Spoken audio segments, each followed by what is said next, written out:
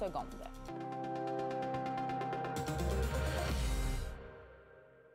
Le nombre de postes vacants atteint un sommet au pays. Au deuxième trimestre, le nombre de postes vacants a grimpé à plus de 731 905. C'est du jamais vu. Et la proportion de postes vacants par rapport à tous les postes a aussi atteint un record, 4,6 %. Le salaire horaire moyen offert pour ces postes était de 22,85 $ l'heure. Le Québec est fortement touché par cette pénurie avec plus de 194 000 postes vacants, taux de 5,3 %, salaire offert pour ces emplois, 21,80 $ l'heure en moyenne. La pénurie de main-d'œuvre, en tout cas, est probablement le défi économique actuel le plus important pour les entreprises. Avec nous ce soir, Mia Homsi, PDG de l'Institut du Québec, et Charles Milliard, PDG de la Fédération des chambres de commerce du Québec. Bonsoir.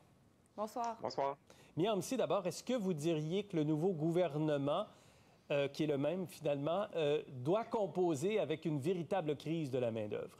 Oui, tout à fait, parce qu'en plus, on sait que quand on regarde la démographie, c'est juste le début. C'est sûr qu'il y a des éléments peut-être plus ponctuels, plus conjoncturels à cause de la pandémie, mais il y a des clivages qui sont avoir moins de travailleurs de 20 à 64 ans jusqu'en 2030.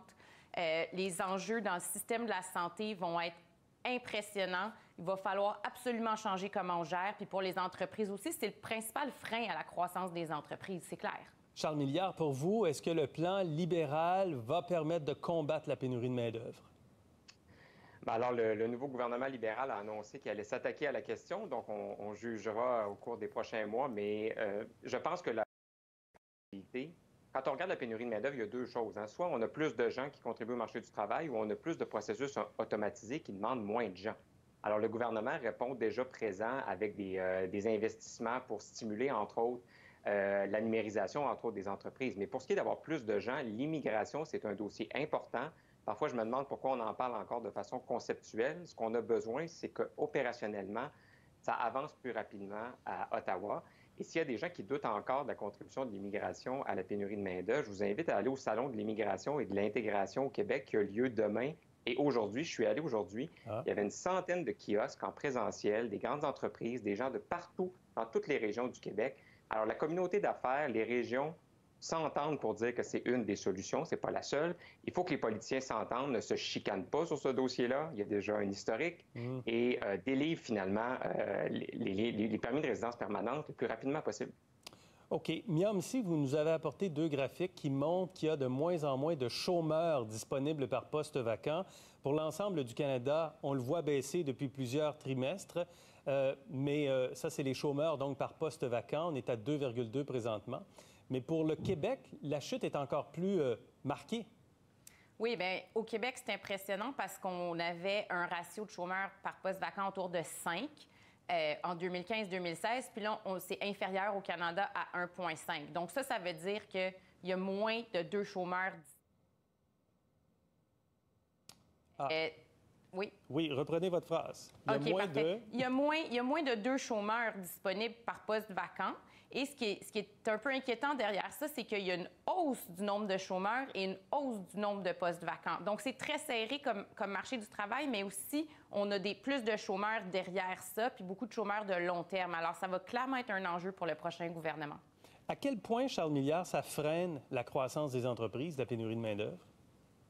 Bien, c'est extrêmement concret. Tous les sondages qu'on fait, toutes les associations patronales ou syndicales le montrent.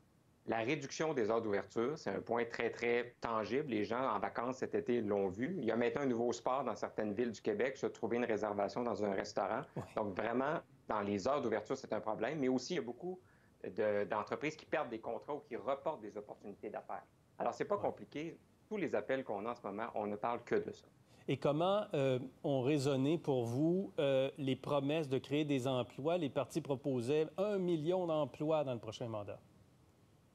Oui, ça, c'est une question un peu piège parce qu'on est toujours en faveur de la création d'emplois, mais je pense qu'on n'est pas dans des campagnes électorales comme celle de M. Bourassa à l'époque qui promettait 100 000 jobs. Je pense que les entrepreneurs, quand ils entendent ça, en plus de la prolongation de la PCRE, se disent « mais sur quelle planète vivent les politiciens? On a besoin de régler les postes vacants actuels. » Bien sûr, dans certains secteurs, je pense aux sciences de la vie, je pense à l'aérospatiale, il y a de la place pour créer des nouvelles opportunités, mais je pense que l'heure n'est pas au grand slogan macro comme ça là, pour le moment.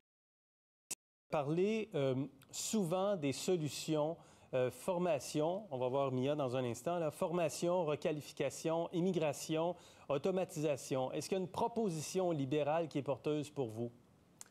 Bien, les libéraux, je pense, leur promesse forte pour ça, c'est vraiment les places de garderie, dans le fond, pour permettre à tarif réduit à 10 $, comme on a déjà au Québec. L'impact au Québec ne sera pas majeur sur le marché du travail, mais dans le reste du Canada, oui, ça va permettre à plus de femmes de travailler. Pour les personnes de 65 ans et plus qui veulent travailler, ils doublent, dans le fond, l'allocation qu'on a déjà au Québec.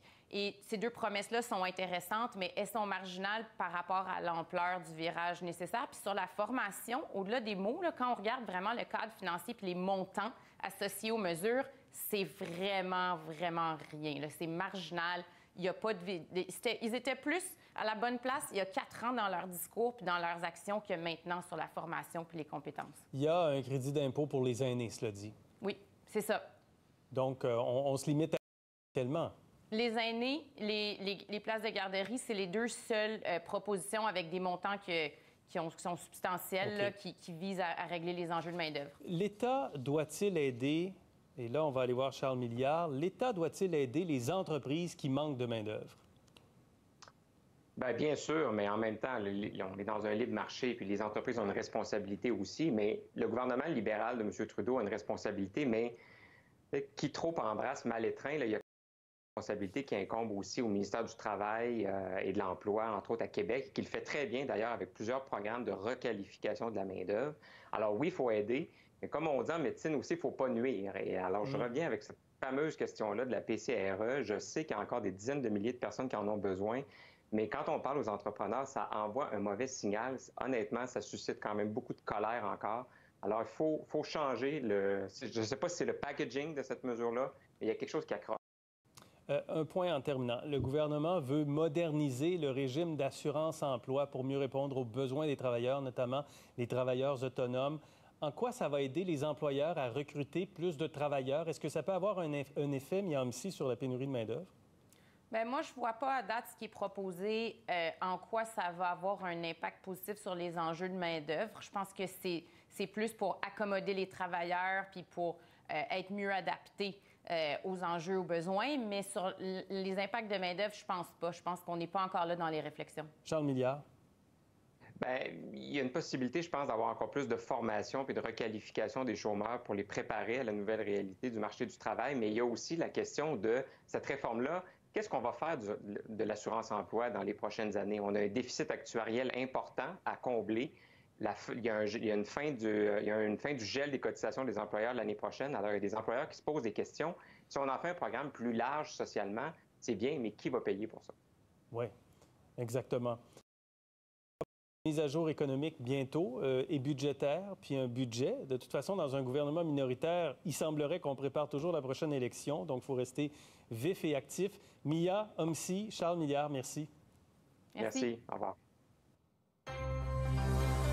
Après la pause, qu'est donc devenue la Bourse de Montréal? Elle est en pleine expansion. Explication de Marie-Claude au retour.